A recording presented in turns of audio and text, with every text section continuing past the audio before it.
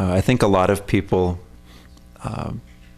nationally, globally, wonder what is appropriate in a family relationship for what response is appropriate when an HIV diagnosis shows up in your family. And for me, I've been incredibly blessed to have the response that I got from my own family. And it's easy for me to say that, it's easy for me to talk about it, but it's probably better to hear it from my family. And so Mom's here, who's mom to me, not to you, but to me.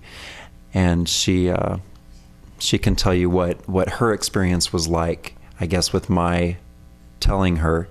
And I'm going to tell this part first because she'll probably mess it up.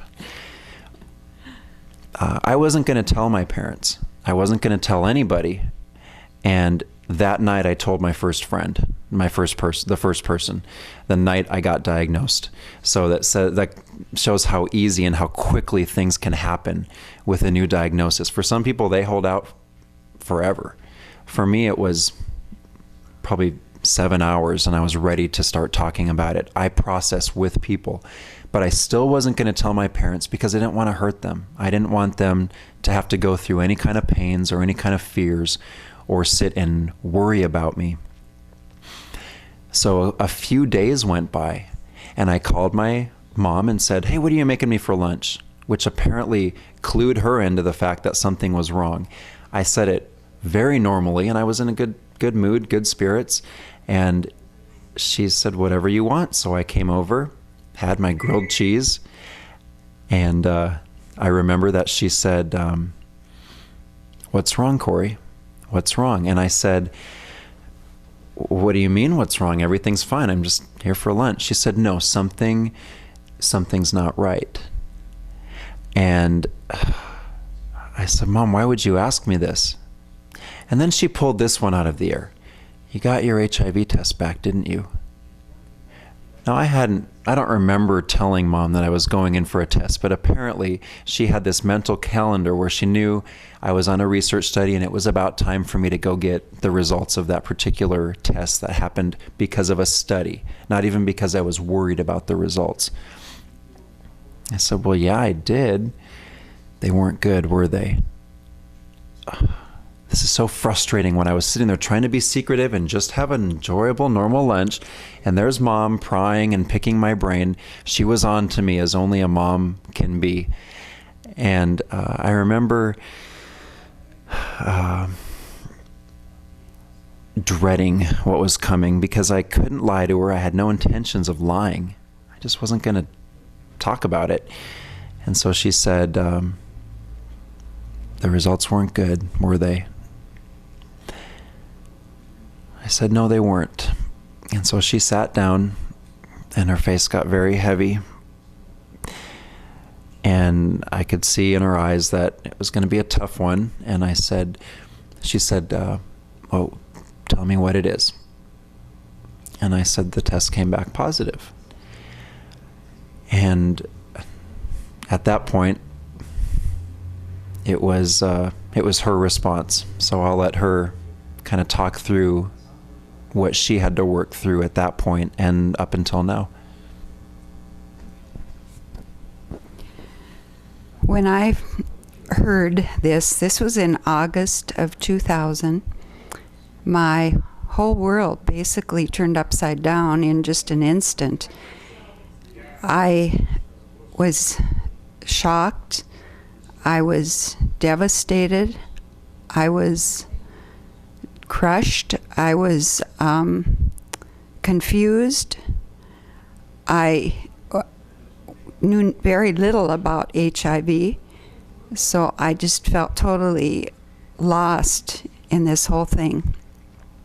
I think the worst thing for a parent is the total helplessness that comes as a result of a disclosure like this, because there was absolutely nothing I could do to make Corey better.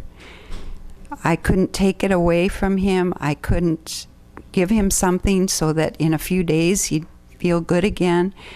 It was just a feeling of despair, and the worst feeling that a mother can feel when something is happening to her child.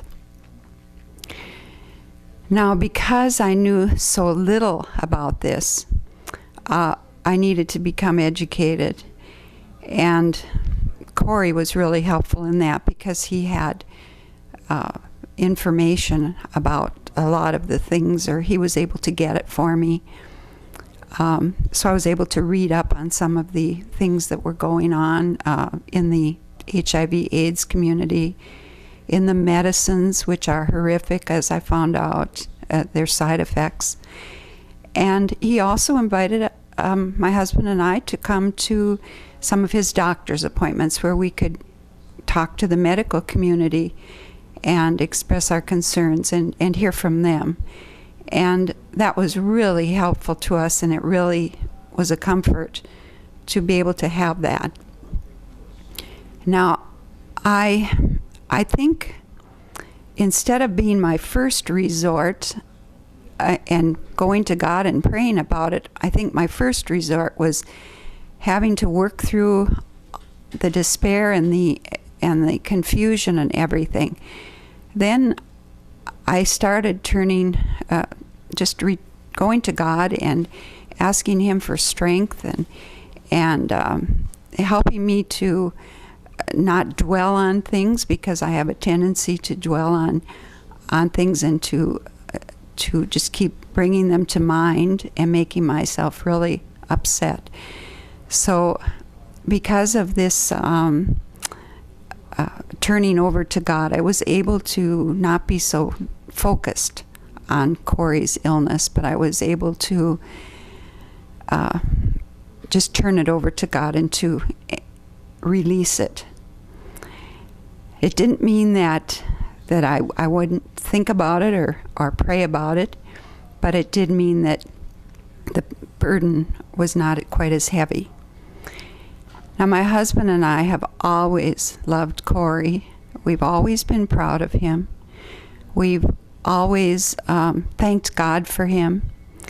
He's always been just a source of joy in our lives. He's got a great sense of humor, and he's lots of fun to be around. And he's handsome. Oh, the best. He got that from us. Thank you. But anyway, we really have enjoyed, having him as a son.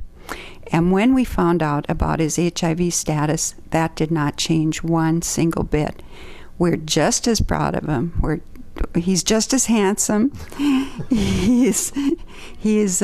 We're just as thankful to God for him.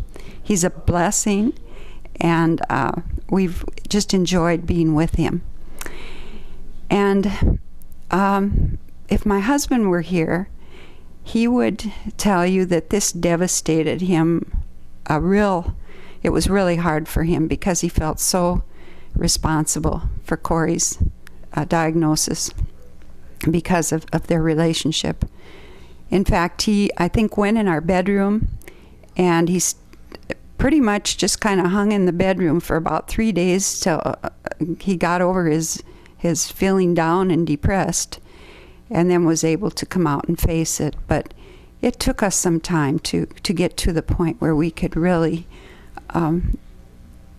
live with it and realize that life goes on.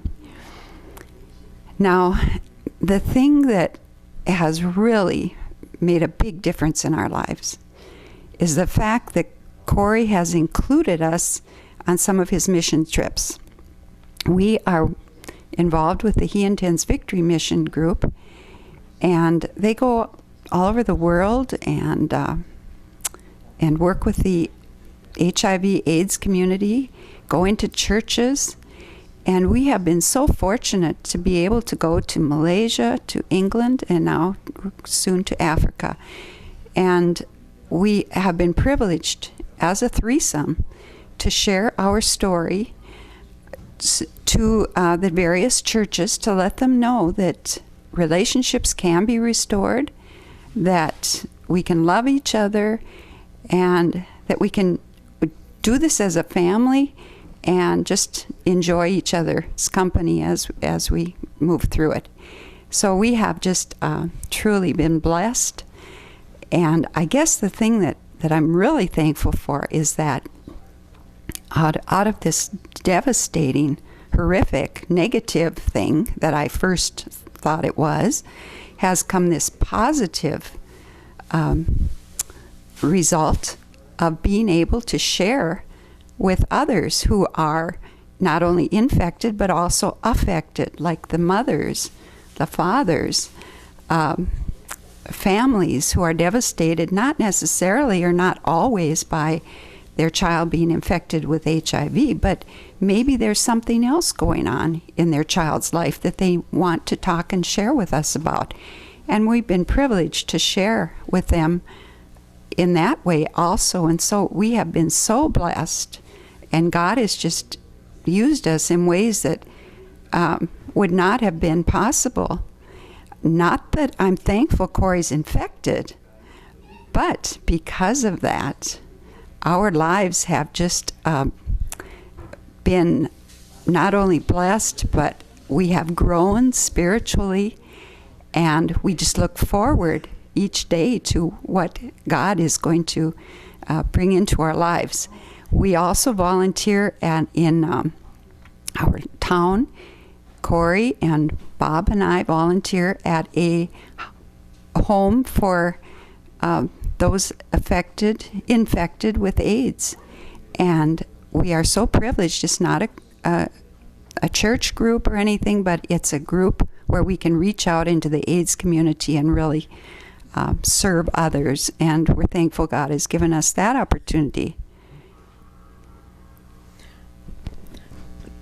It's great for me to go to the hospice where we volunteer at and see my parents loving people who are infected that I would say 6 years ago wouldn't have even really been an interest.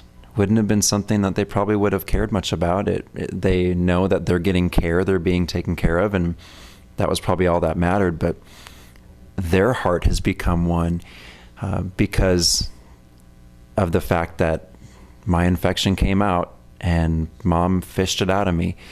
Because of that, they've allowed their hearts to be softened. And it's amazing seeing my dad in there just hang out with the guys. I mean, these are guys who come from backgrounds that he doesn't understand, that he can't really relate to, guys who have stories that are so far beyond him. And he'll just sit and hang out, give them hugs, talk to them. And they love it when my parents come. And it's funny because my parents beat me to the hospice. They found it first. I'm the one who was infected, and they went out and started serving the community that was affected, even before I stumbled upon them. So I'm proud of that, and it's encouraging, and it's exciting. It's an opportunity that they took as parents, as a family. They took that opportunity, and when others could have missed it, others are missing it. And I know there's many friends of mine who their parents don't even want to talk about their sons or daughters' infection. They don't want it brought up at the dinner table. They don't want maybe even to see them. That's so opposite what I've experienced. And I guess one thing that we would hope that our story will encourage people to reach out, especially within your own family. Don't be afraid of the virus. Don't turn somebody away just because maybe they got caught. They can't hide it. They got the virus. We've all done something in our life that we're not so proud of. We've all got caught in one way or another. Some of us, it's a bit more permanent, but we as a family have pulled together instead of pushing each other away. Even I've seen marriages that have been challenged when a son or daughter is infected because mom and dad don't know how to interact or work together on it. And it's what an opportunity to pull together and show that we will be loyal to our family. We will love and serve and take care of the needs of our family. So that's what I've been blessed with, and that's what we're sharing today.